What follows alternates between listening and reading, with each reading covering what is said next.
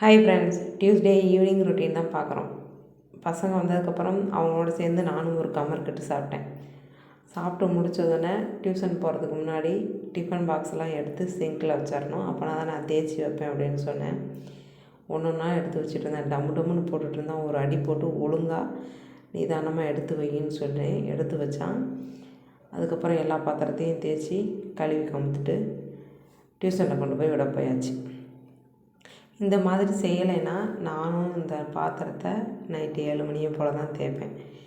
எடுத்து வச்சுட்டாங்கன்னா சிங்கில் பாத்திரம் கிடக்குதே அப்படின்ட்டு 5 மணிக்கெலாம் தேய்ச்சி முடிச்சிடுவேன். நைட்டு பார்த்திங்கன்னா ராகி மாவும் கோதுமை மாவும் சேர்த்து சப்பாத்தி செஞ்சுட்டு சென்னா மசாலா தான் செய்ய போகிறேன். அதுக்கான வேலையெல்லாம் நடந்து கொண்டு இருக்கிறது. சிம்பிளாக சென்னா மசாலா செம்ம டேஸ்ட்டாக இருக்கும்.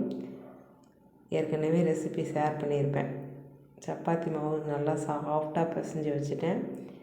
டியூஷன் போய் கூட்டிகிட்டு வர்றதுக்கு முன்னாடி சென்னா மசாலா வச்சுட்டேன். வந்ததுக்கப்புறம் சப்பாத்தியை போட்டு சாப்பிட கொடுத்துட்டேன். தோசை சுட்டுட்டு ப்ரொமோஷன் ஆகி என்னோடய சார் பார்த்திங்கன்னா சப்பாத்தி சுட வந்துட்டார். தொல்லை தாங்க முடியல. அமுத்தி அமுத்தி ஓட்டையாக போட்டு விட்டுட்டான்.